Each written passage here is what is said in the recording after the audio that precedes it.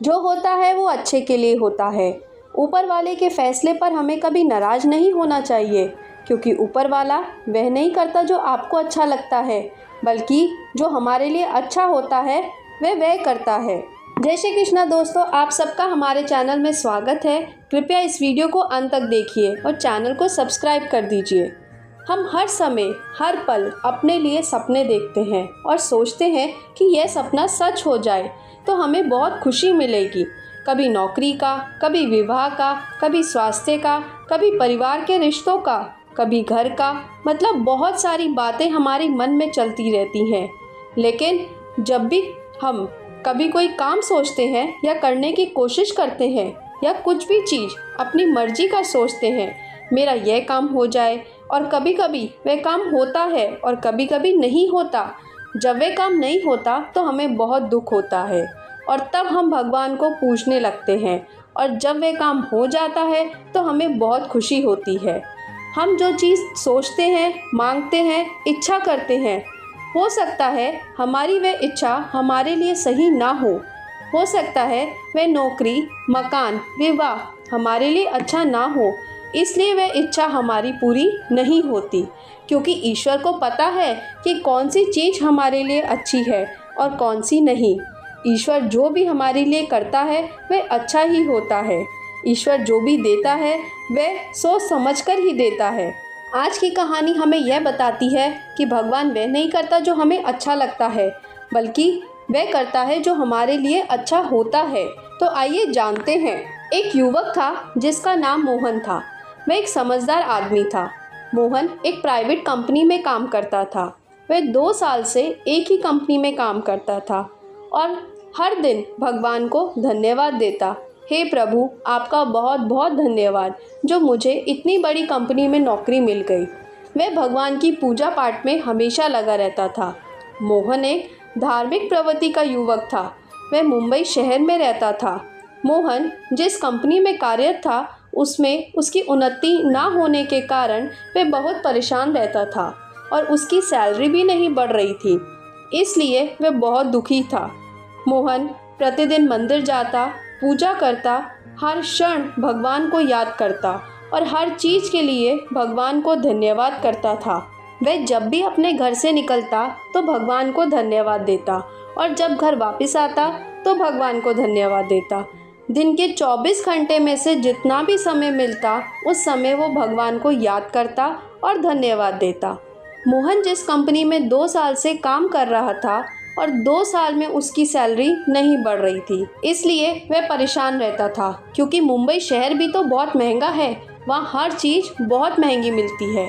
इसलिए वह दूसरी नौकरी की तलाश करने लगा और अपने जान पहचान के लोगों से भी पूछता रहता। कुछ दिनों के बाद उसका परिचय एक व्यक्ति से होता है जो दूसरी कंपनी में काम करता था और अपने आप को ऊंचे पद पर बताता है और कहता है कि मैं तुम्हें अपनी कंपनी में नौकरी दिलवा दूंगा, तुम चिंता मत करो, मैं तुम्हारा सारा काम करवा दूंगा, मेरे रहते तुम्हें कोई दिक्कत नहीं होगी। और एक बार उस कंपनी में तुम्हारी नौकरी लगने के बाद तुम्हें अच्छा वेतन और अच्छा पद मैं दिला दूंगा। तुम मेरा फ़ोन नंबर रखो और कुछ दिनों में मैं तुमको फ़ोन करूंगा। वह अपना नंबर मोहन को देता है और कहता है कि मैं आपको कॉल करूंगा। यह सुनकर मोहन बहुत खुश हो जाता है और मन ही मन सोचता है कि आज मेरा परिचय बहुत ही अच्छे व्यक्ति से हुआ और अब मुझे नौकरी की चिंता नहीं। अच्छी कंपनी में नौकरी लग जाएगी तो मुझे अच्छी सैलरी और अच्छा पद मिलेगा। ऐसा सोचकर वह मन ही मन बहुत खुश होता है। सपने देखने लगता है कि कुछ दिन बाद मेरे पास अपना घर, गाड़ी होगी। अब वह सोचता है जल्दी से मैं पुरानी कंपनी छोड़कर नई कंपनी ज्वाइन कर लूँ। यह बात उसके दिमाग में चलती रहती है और मन में सवाल उठता है कि उस व्यक्ति का फ़ोन कब आएगा और उस फ़ोन में वे क्या क्या सवाल मुझसे पूछेंगे। कुछ दिनों बाद उसका दिन आ जाता है। मोहन अपनी पूरी तैयारी के साथ अपनी घड़ी में अलार्म लगाता है जल्दी उठने के लिए और सारे प्रश्नों की तैयारी करता है जो उससे पूछे जा सकते हैं, और वह सो जाता है। सुबह जब वह उठता है तो देखता है कि वह तो देर से उठा और उसकी घड़ी का अलार्म तो बजा ही नहीं। तो उसे बहुत गुस्सा आता है वह जल्दी से तैयार होता है और भगवान की पूजा कर धन्यवाद कर जल्दी से अपनी बाइक को चालू करके अपने ऑफिस जाने का सोचता है। जब वह बाइक को चालू करता है तो उसकी बाइक भी नहीं चालू होती। फिर वह भागकर ऑटो पकड़ता है और ऑटो से अपने ऑफिस को जाता है और दिन भर ऑफिस में उस व्यक्ति के फ़ोन का इंतज़ार करता रहता है। और कुछ देर के बाद लंच हो जाता है, तब वह लंच करने के लिए कैंटीन में जाता है। आज मोहन जल्दबाजी में अपने घर से निकला था, इसलिए वह अपना टिफ़िन भी लाना भूल गया था। जब वह कैंटीन जाता है तो देखता है कि आज कैंटीन बंद है। फिर वह सोचता है कि आज ही सब कुछ क्यों हो रहा है, घड़ी का अलार्म नहीं बजा, मेरी बाइक ख़राब हो गई और अब ये कैंटीन भी बंद है। तब वह अपने लिए पिज़्ज़ा ऑर्डर करता है। जो पिज़्ज़ा उसको मिलता है वह भी ख़राब होता है। उसे भी वह आधा खाता है, आधा फेंक देता है और फिर अपने ऑफिस में काम करने चला जाता है। फिर शाम को ऑफिस से घर आता है, भगवान को धन्यवाद देता है, भगवान की पूजा करता है और कुछ देर बाद उस व्यक्ति का फ़ोन आता है और उस व्यक्ति के साथ मोहन की बात चल ही रही थी, लेकिन कुछ देर बाद फ़ोन बंद हो जाता है। तब मोहन को बहुत गुस्सा आता है। आज दिन भर फ़ोन का इंतज़ार कर रहा था, अब फ़ोन आया तो फ़ोन बंद हो गया। अब कुछ देर बाद लाइट चली जाती है। अब तो उसका गुस्सा 7वें आसमान में था। गुस्सा उसका बहुत ही बढ़ गया। गुस्से गुस्से में वह सोने के लिए चला जाता है। जब वह बिस्तर पर जाता है तो वह भगवान को याद करता है, हे प्रभु, मैं तो आपका बहुत बड़ा भक्त हूँ, लेकिन आज यह सब मेरे साथ क्यों हुआ।